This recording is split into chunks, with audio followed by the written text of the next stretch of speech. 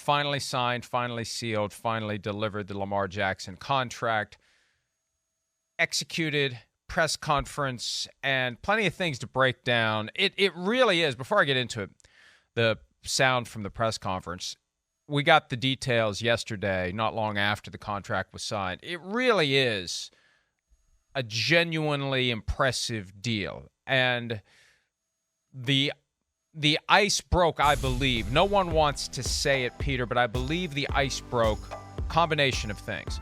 The arrival of Odell Beckham Jr., who, they won't say it, but I think became a voice of reason for Lamar Jackson. Maybe spoke to him bluntly at a time when no one could or would, or there was no one he would listen to. And then the Jalen Hurts deal. I think that moment is when he woke up from what I've been calling his DeSean Watson fever dream and realized, even though I can make 100 good arguments as to why I should get the same contract he got or better, that's just not the way it's going to work. So I better take what I can get. And he ended up getting a great deal. Eric DeCosta told me the other day on PFTPM that they basically took the offer he rejected last year in September, just before the start of the season. They ran out of time because he had a deadline of the start of the regular season to end the talks. They took that deal and enhanced it, and boom, they got it done. And I really do believe, Peter, that it was the Jalen Hurts contract that broke that wall down and allowed this deal to get finally completed. Well, there's no question about it, Mike. And look, I think what ended up happening in this case, and I said this week in my column, is, Lamar Jackson made a mature decision. He realized he wasn't going to be the Curt Flood of football. When Curt Flood, 55 years ago or whatever it was, fought for free agency and fought for his freedom and not to have to just be, go to one team and play with that team for his entire career or until that team wanted him out. And look, Curt Flood didn't win that, but 6 years later, something like that, they did win free agency in baseball. So in this way, you saw it, veteran players all over the league, the NFLPA, they all wanted him to draw a line in the sand for guaranteed contracts. But Mike, as we have talked about, Lamar Jackson was not the right person to hold up as the model to get guaranteed contracts. When you have missed 34% of your team's snaps in the previous 2 years, why would that team give you a fully guaranteed contract? Because history says you're going to miss some time. Now, maybe you won't. And hey, hopefully over this, 105 games or whatever this 5-year period it is, hopefully he plays them all. But the fact is, it would have been irresponsible for Eric DeCosta and the Ravens to give him a fully guaranteed contract. But the two things that stand out in this contract to me, number one, we now know, Mike, there have been 11 contracts from quarterbacks, some hot as a firecracker like Jalen Hurts. 11 contracts signed since January 1, 2022. That's in the last 17 months. 11 contracts signed that are $20 million a year or more multi-year contracts for quarterbacks. And only one has been guaranteed. And that is as fluky as the day is long.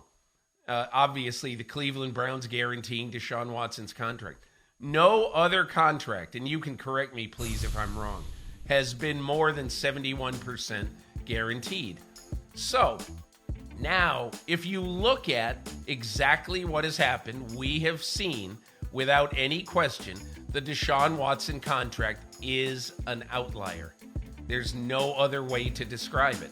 And it could be that maybe Joe Burrow or maybe Justin Herbert might stand up and say, I'm not playing unless everything is guaranteed. I don't know what they're going to say. But they would have a much better argument than DeSean Watson would. The last thing I would say on this, Mike, is that I think it takes a mature, smart, analytical person. Like Lamar Jackson showed himself to be in this. to back down from what he really wanted and to say, hey, listen, I can sign a contract where over the next 9 months, I make $80 million. And I think that's right. He makes $80 million in this season, and it bleeds a little bit in, into the offseason. So he can make $80 million. Do you know how much money Tom Brady made in his first 10 years in the National Football League? 3 Super Bowls, 15 playoff wins, $76 million. So, look, and I'm not saying there's anything justifiable or anything. Obviously, the money in football has gone wackadoo, but so is the salary cap. So I don't blame Lamar Jackson for getting whatever, or I don't think it's a problem. It's just the way the game is right now. And he did a smart thing in basically saying, I am going to come in because this is the best thing for me right now. It might not be the best thing for the kid, the great quarterback who's a sophomore in college right now, and everybody wants to have all their contracts guaranteed. But this is the best thing for me. 2 quick points before we hear more from Lamar. Number one, there is a tiny asterisk on this idea of fully guaranteed contracts because Kirk Cousins has been signing fully guaranteed contracts of a short duration ever since he arrived in Minnesota. It started as a 3-year fully guaranteed deal. They have a habit of extending by a year, but every penny of every contract he signs is fully guaranteed, but it's short term. Second point tied to the first one, Cousins falls into a category that DeSean Watson falls into, a player who had true leverage, a player who, different circumstances, created a competition for his services. For Cousins, it was between the Vikings and the Jets. Those were the 2 teams that pursued him the most aggressively when he became an unrestricted free agent after playing the franchise tag game with Washington. For DeSean Watson, his representatives created a real competition with 4 teams. The Browns got kicked out. The Browns got desperate. The Browns did the kind of thing that a desperate team does when it wants to get a deal done. And those circumstances don't happen very often, where you're even in a position to make a team desperate, where you're in a position to let that desperate team do desperate things.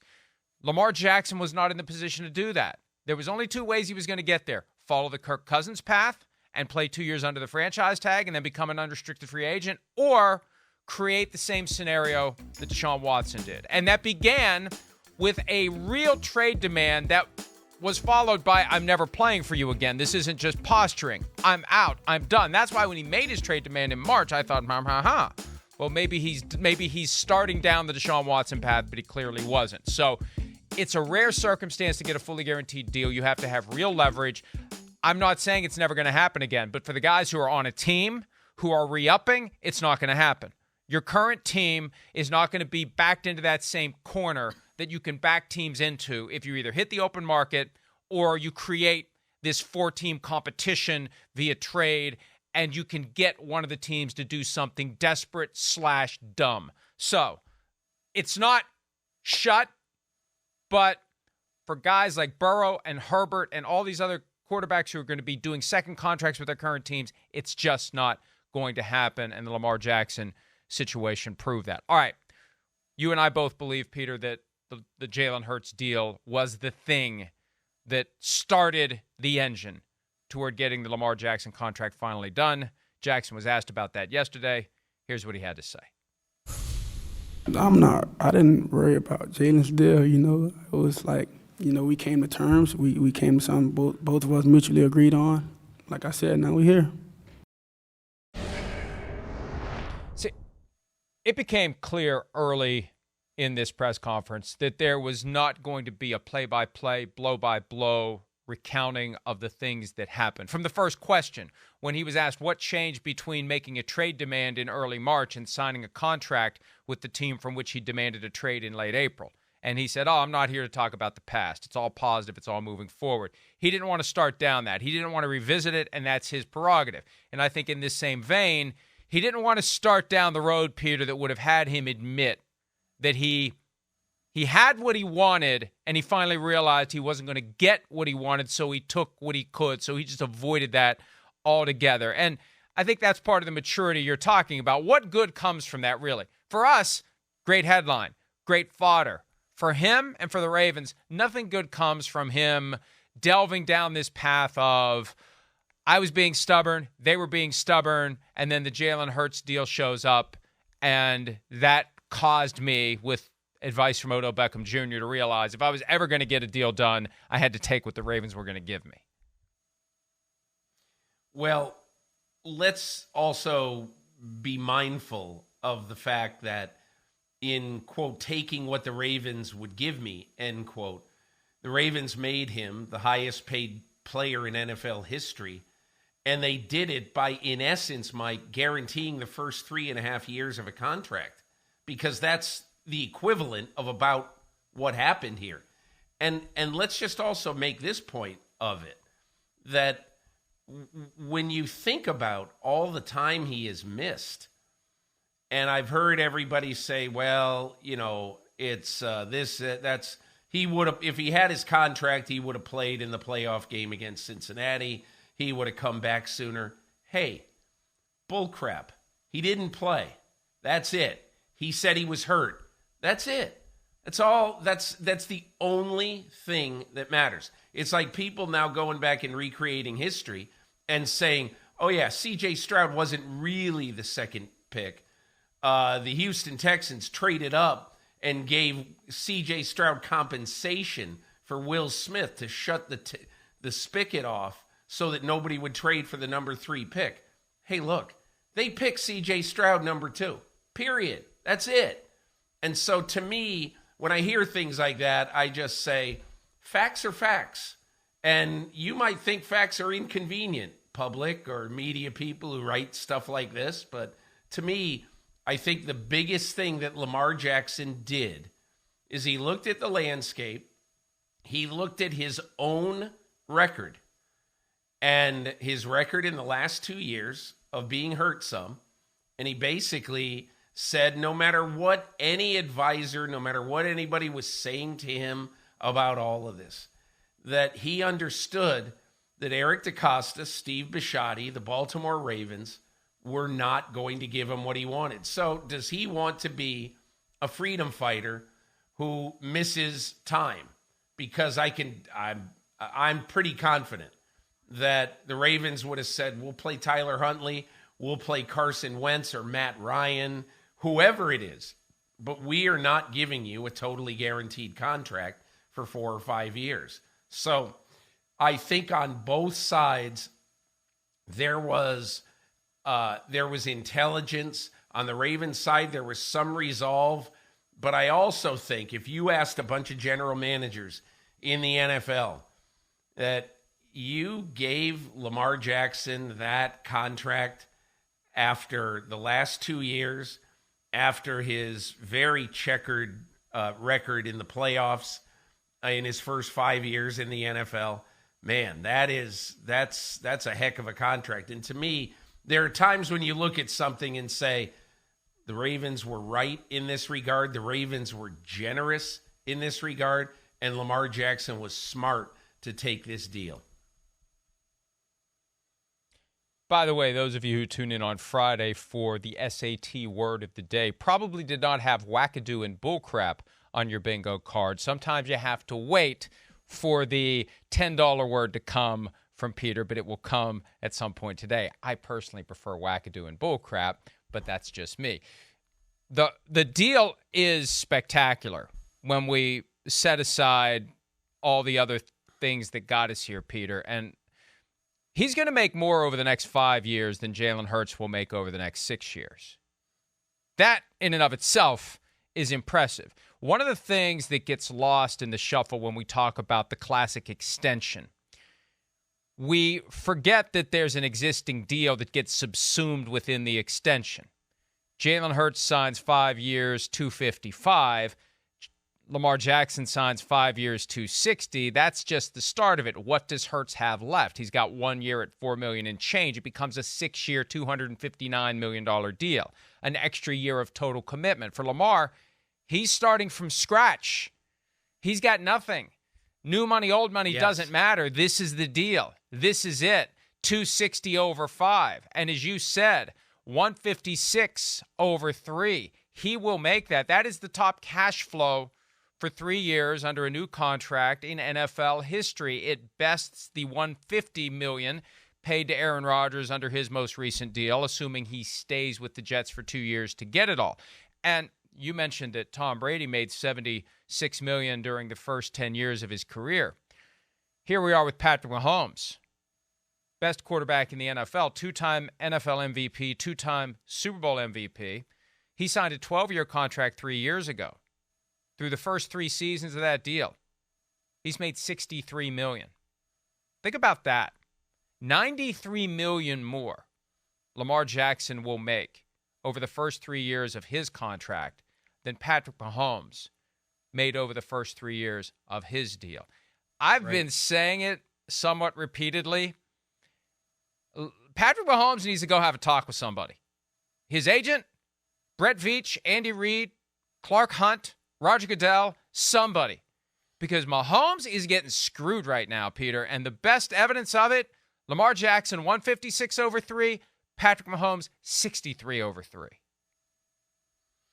Well, when he signed it, you knew that this contract was not going to look good in the first few years of it because he went light on the first, I think, 4 years, Mike, total, at least 3. But he went light on the first 3 or 4 years so that Kansas City and Brett Veach could maximize free agency and bring in the people they needed to bring in to win. And so that is what I'm sure Brett Veach and Andy Reid would say.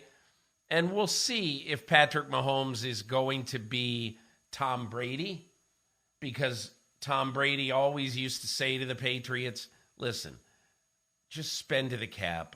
I'm making enough, and I can make $1 jillion off the field. Looks like Patrick Mahomes is making Brady-esque money off the field right now in various things. And, Mike, there are some people who would rather just say, and I'm going to make this up, I don't know. I mean, Patrick Mahomes probably could go sit in a hotel room in Kankakee, Illinois, and sign his name for 3 hours to things and make $1 million. And again, I don't know if that's true, but I mean, I'm just saying that you know there are ways for guys like Patrick Mahomes to make $1 jillion. And he may be, like Brady was, the kind of person who says, man, I just want to win. I'll figure out how much money to make on the other side. Might be. I don't know if he is or not. We'll see. It's just a fascinating distinction because of what he's accomplished and the issues you have raised consistently about why the Ravens or any other team may want to think twice about making a huge financial commitment to Lamar Jackson. That MVP is 4 years in the rearview mirror, the injury issues that you've discussed. It's just fascinating to me to juxtapose the two and realize where Lamar Jackson is. And I feel like the Ravens eventually recognized there was so much talk about Lamar representing himself and how it did impact him in a negative way, and I do believe it did. We're going to hear from Lamar momentarily, I promise, on representing himself. But at some point, Peter, the Ravens had to ponder the reality of life without Lamar Jackson. They could they pondered. They could hunker down, but I think they realized, wait a minute, we want this guy. He may not be driving the best bargain for him. He may not be applying tactics that really work. He may never get a fully guaranteed contract, but we got to give this guy something to get him to show up, or we're not going to be a very good football team. We're not going to be able to put butts in the seats. I mean, Eric DeCosta, I was kind of surprised, candidly admitted one of the reasons they paid Odell Beckham Jr. so much money. He puts butts in the seats. He creates excitement. It's not always about winning. It's about giving people a reason to support your team, to show up. And at some point, Peter, they were going to have to deal with a fan base that was saying, what the hell? Where's Lamar Jackson? We're here to see Lamar Jackson, not Tyler Huntley. We're here to see Lamar Jackson. And even though his quest was a bit quixotic, for a fully guaranteed deal, that stubbornness paid off to the tune of $156 million over 3 years.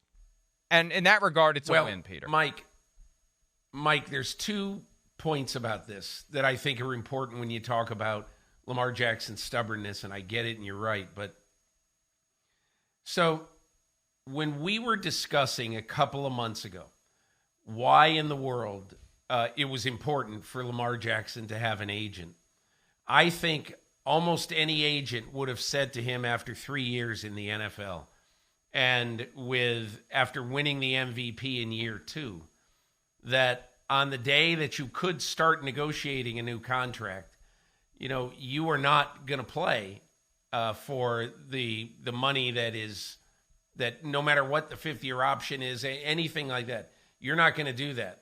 You're going to have to get a new contract now. And so the reason I bring that up is that Lamar Jackson, in his 4th year in the NFL, made $1.77 million.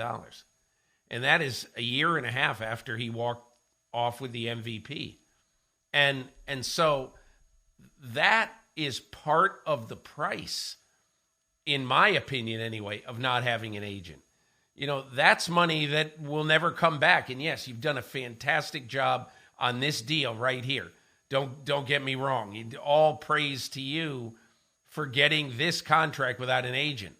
But that really, you can't forget the fact that 2 years ago, I don't know what the deal would have been 2 years ago, but I don't think he would have been playing for $1.77 million. And the last thing I would say about this and about how the Ravens go, Mike, one of the reasons I think there was tremendous pressure on the Ravens to see this thing through is that they knew what happened to their crowd in the last 5 years. Okay, in the last 5 years, their crowd and their fan base, Baltimore is a city that is 63% black. And if you went to a Ravens game in 2015, the stands would not be 63% black. But in 2019, 2020, 2021, I know because I go to, I don't know, I've been to 3 or 4 games in person in that period of time. And all I can say is you walk through the parking lots and it's as big or bigger of a minority population grilling, having fun, doing stuff before the game than there is anywhere in the NFL.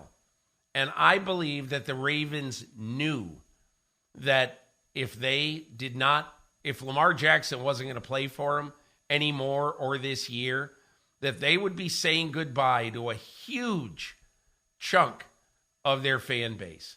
And that's one of the reasons why I think you never saw anybody with the Ravens speaking in any sort of either inflammatory or negative way about Lamar Jackson through the whole course of this thing, which really lasted 2 years. Yeah, every team tells us their goal is to win the Super Bowl every year. The reality is their goal is to make as much money as they can, which includes filling the stadium with fans and getting people interested in your team. You lose your best player, you lose the interest in your team. You lose the capacity of your stadium.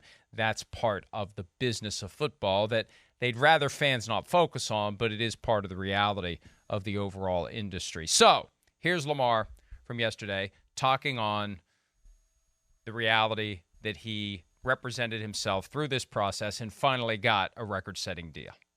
I mean, it's a business. It's a business at the end of the day, and if you're gonna represent yourself, you gotta have a strong mind. I wouldn't say you get out there and put your feelings in it, because it's not about feelings. You can't take things with oh yeah, I don't like what you said. I don't agree with this. It's like what they feel is how you feel. It's a grown man thing at the end of the day. So you got to be a grown man if you're gonna handle business. I didn't really like do this to prove anyone wrong or really care about what anyone had to say. It's anything I had to prove myself right. Like I know what I'm doing, and I felt I did the right thing. Do you plan to continue to represent yourself even going forward in your career? I do. I do.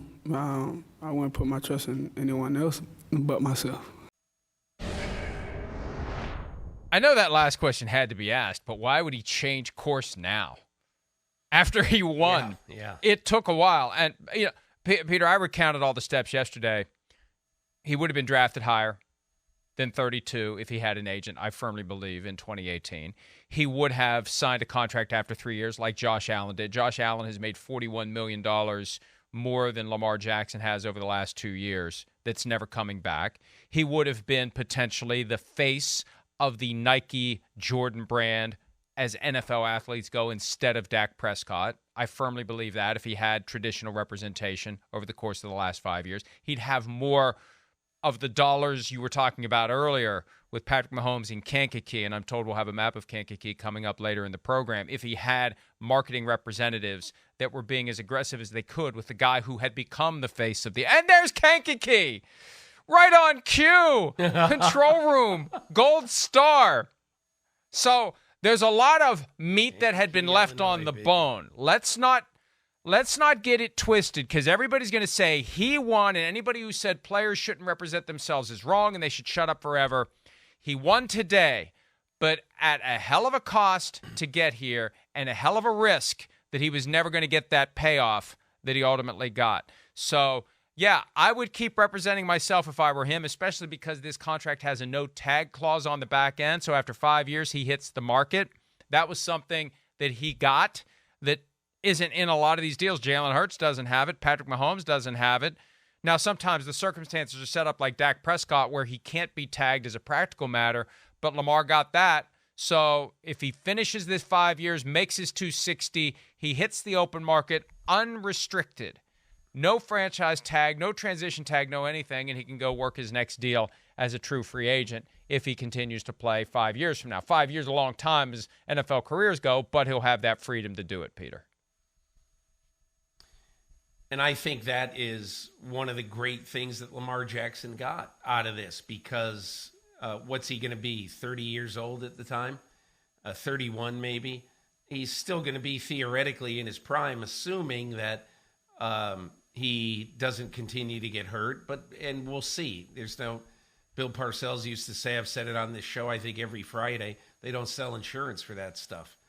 But I think the one interesting thing about this contract, Mike, is that the Baltimore Ravens gave Lamar Jackson really what he wanted in this deal. And look, I'm sure he would have wanted $260 million guaranteed, but I think what he really wanted in this deal is to be shown that we value you more than any quarterback in football. And I'm not sure that if the Ravens had if you gave them a lie detector test, that they'd say, okay, open draft of all the quarterbacks in football, who do you take?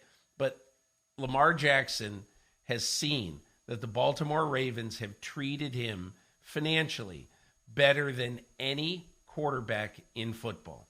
And I think that amount of respect was really important to him. Because, Mike, there's one other thing that I think is interesting.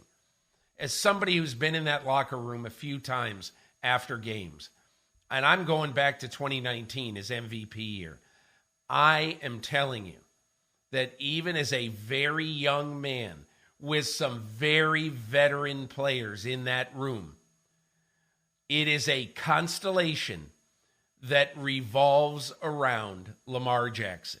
You can just tell. Everybody's looking over to Lamar's locker.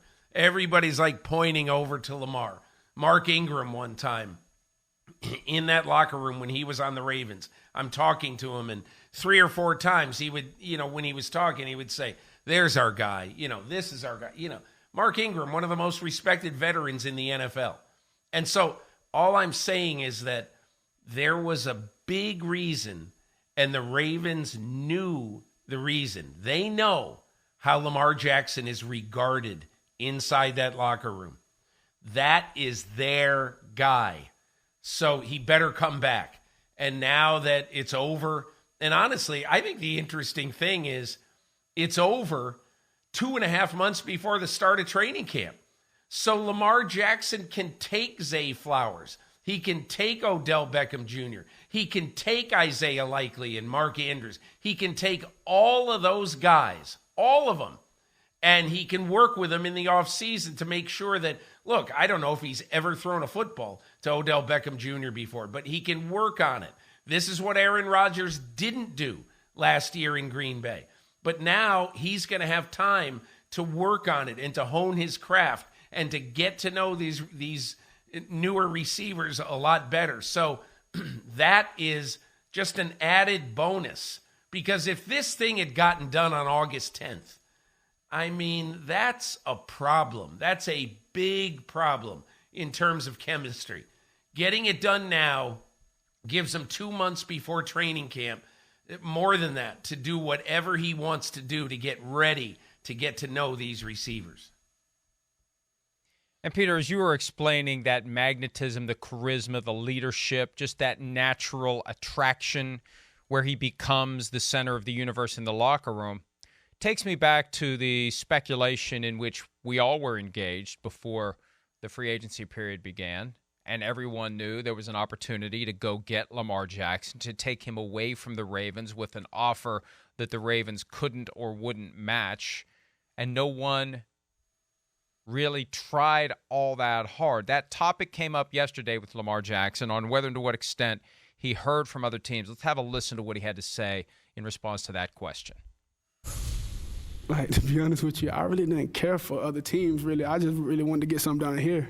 Like, I wanted to be here. It was like, man, okay, other teams cool, but I want to be a Raven. Like, I said something 2018, you know, I think it was April 26th, if I'm not mistaken, and I meant that. You know, I'm standing on that until I get it done. So I really wanted to get this done before anything, before my time up and branch off somewhere else. You know, I really want to finish my career here and win the Super Bowl here.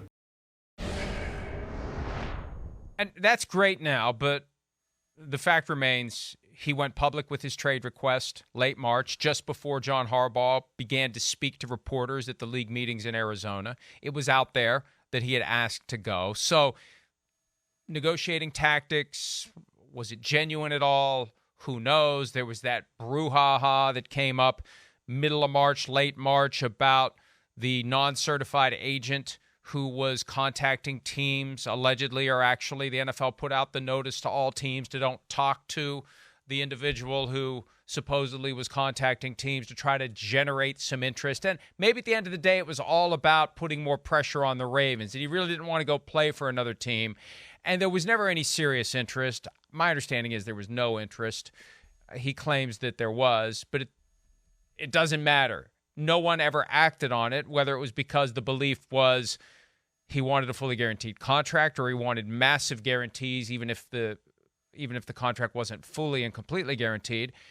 And then the other wrinkle that I talked to DeCosta about the other day, the Ravens could have matched. They had $32.4 million that was already parked in cap space under the franchise tag for Lamar Jackson. They were in a position to match whatever someone else did, up to and including a 5-year fully guaranteed contract. You know, we talked at some point, Peter, and I was fascinated by the possibility of the Washington Commanders making a run at Lamar Jackson and Daniel Snyder defying the NFL They should have. with one giant middle finger to the NFL on his way out the door. I think Steve Bisciotti, the owner of the Ravens, may have matched if Daniel Snyder had tried to do that. But regardless, I think there was that, and that didn't get discussed enough. The idea that the Ravens could and probably would match. Why do I want to do Baltimore's negotiation for it? What do I get for that as another team? I've wasted my time if I think the Ravens are just going to match whatever offer sheet I sign Lamar Jackson to. You know, I agree, but I still don't quite understand why Washington didn't do that. And honestly, Daniel Snyder, and again, Mike, we might disagree on this, but if Daniel Snyder ends up selling his franchise for $6.05 billion, I mean, this is going to sound crazy, but I would bet that if he employed Lamar Jackson, he could easily say to the Josh Harris group, okay, $6.2 billion now, or this deal doesn't get done. Daniel Snyder would have made himself money either with the Harris group or somewhere else, I think. if Lamar Jackson were the quarterback of the team. And think about it for a second.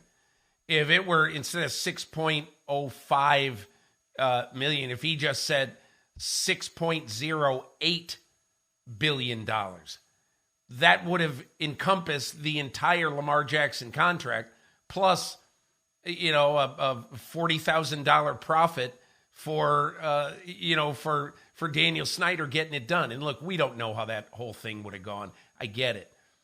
But I never understood why Washington did not at least pound the pavement a little bit on this one. And I think one of the reasons teams stayed away from it was the reality that if you already have a bird in the hand at the quarterback position and you make a public run at Lamar Jackson and you don't get him, what does that say to your fan base about whoever your quarterback currently is? Because this process is not going to be secret. You sign him. I'll tell you what it says in this case, and I'm sorry to interrupt you. Sam Howell does not deserve the kind of faith that anybody would say, they're not showing faith in Sam Howell. Who cares? What has Sam Howell done in his life? Sam Howell has been a fairly high draft choice of the Washington Commanders, and that's it. That's all he's done. He's fortunate to be the nominal starter of an NFL team right now. And if the ownership, if Martin Mayhew and Ron Rivera are going after Lamar Jackson and it destroys Sam Howell, get out of here. Get him out of here.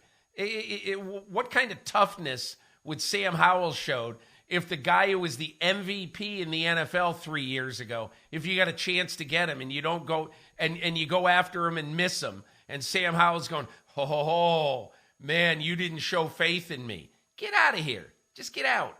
Anyway, my thought. Well, and another reason not to make that gigantic investment, a point that you've made a couple of times today, and a common theme as we migrated through the weeks of free agency before the deal got done, his health, his injury history. Where does his health currently stand? Here's the question he was asked and the answer he provided on Thursday. Are you fully medically cleared? Yeah, I passed today. So everything's fine with your knee? I'm great. Yeah. When were you fully recovered from the knee injury, and how much did it bother you? There was so much outside chatter, how healthy you were, could you play? Was it contract related? How much did that bother you? Probably got better, probably a month ago, for real, a month ago, and it really didn't bother me, because they don't really, people don't know what's really going on, they be trying to reach and pull and, try to see if the club would say it or would I come out and say it, stuff like that, but we keep it in-house, it's not anyone's business but ours. Yeah, that knee injury that popped up early December, his two injuries too, happening in the pocket, that's part of the balance that the Ravens are going to strike. We'll talk about how the offense may change moving forward, but you just have to reduce the total hits. You got to protect him, maybe take out some of the designed runs, limit the opportunities for him to get hit again and to suffer another injury. There's a greater incentive to do it now that he has that contract. Here's the play from late 2021, rolling out of the pocket, hit legally, hit low. The protection against hits at or below the knee evaporates when you go outside of the pocket. That was the one that knocked him out for the balance of that season, and then it was against the Broncos December of 2022 where he suffered a knee injury in the pocket, getting twisted down to the ground. Here it is early, end of the first quarter in that game, December 4 at home against the Broncos. Hit in the pocket as he's moving to the left, and just that knee gets buckled, the PCL injury. All the talk about whether he could have come back, and it was a lot of noise, and I suspect it potentially could have created some hard feelings. The Ravens handled it well, though. As you said earlier, the Ravens were always very respectful of him. All the leaks were coming from Lamar's camp regarding contract figures. The Ravens never said anything. He is healthy. He moves forward. Like every other player, for the most part in the offseason, you're healthy. The question is, and the challenge becomes, staying that way. And it's not that he is injury prone. He's playing the game in a way that makes you potentially prone to injury. I was talking about this to Scott Fitterer, not to do a complete 180 here, but it's tied together. Bryce Young. One of the reasons they're not concerned about Bryce Young, he gets rid of the football and doesn't take those hits. Both of those clips we just showed, there was a window to just get rid of the football before you took the hit.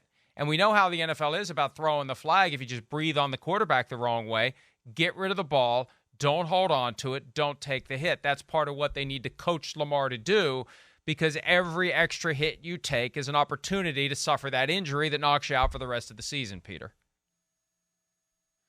And look, the bottom line in this whole thing is, Mike, when you talk about injuries, they really are unpredictable, but you can't ignore them. You know, if you are Lamar Jackson, you can't ignore the fact that you have gotten hurt twice in a significant way, both times for significant periods of time. So that counts. That matters. And if you're the Ravens, you have to also understand that I think one of the reasons that they went after Todd Monkin is that they feel like Todd Monkin can be the kind of offensive coordinator that is going to take full advantage of Lamar the passer. And I think I think you saw it with the frustration of Hollywood Brown when he got traded. Throw the ball to me deep. Why are we not, stretching the field? Why don't we do that? And there was a lot of frustration with Greg Roman. But the Ravens basically said, hey, listen, we're the best running team in football.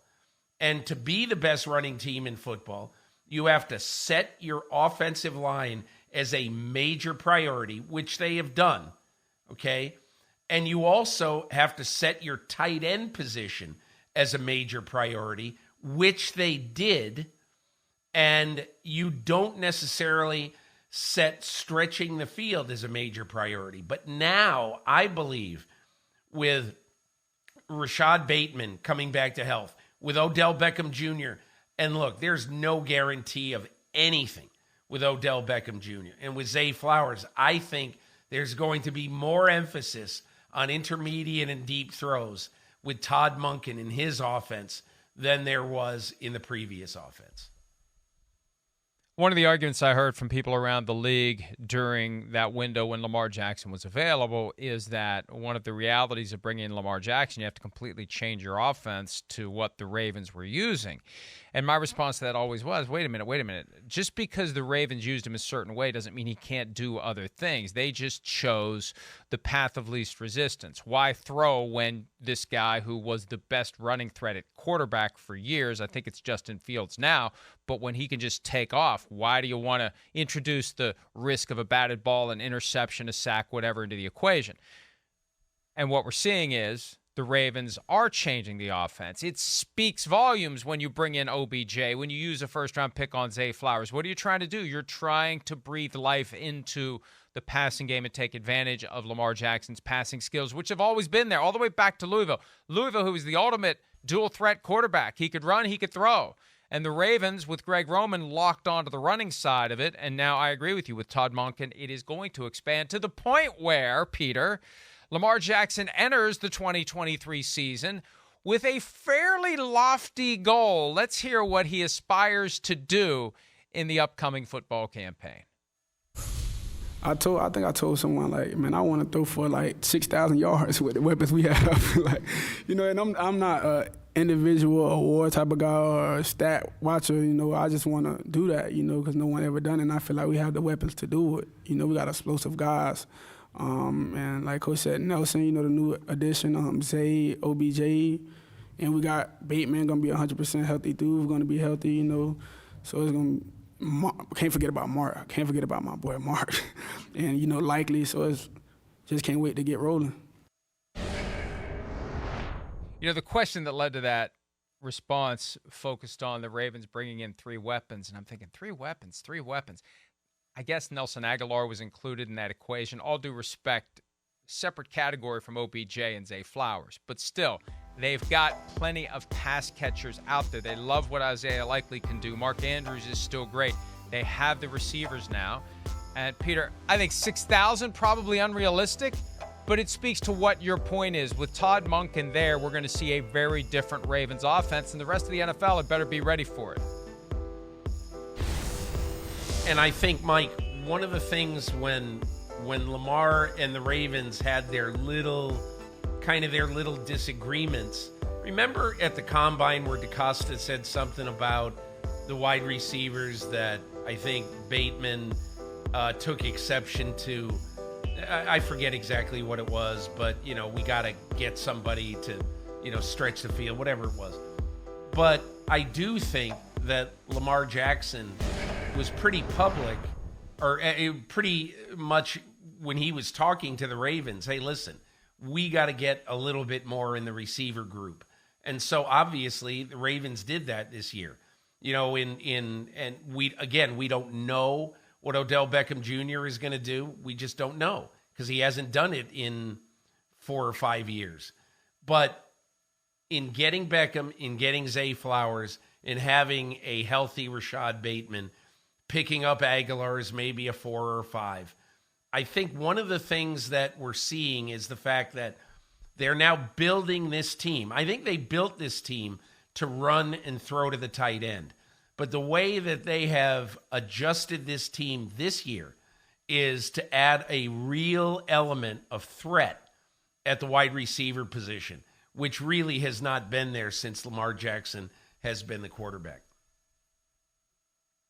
Yeah, and again, he's got the ability to do it. We've seen it before, and we're going to see it again. We're going to see it throughout the 2023 season as they pivot to this adjusted offense. And, it is amazing to me. John Harbaugh's been there forever. 2008 was his first year. His offensive coordinators have been Cam Cameron, Jim Caldwell, Gary Kubiak, Mark Trestman, Marty Morningweg, Greg Roman, and now Todd Monkin.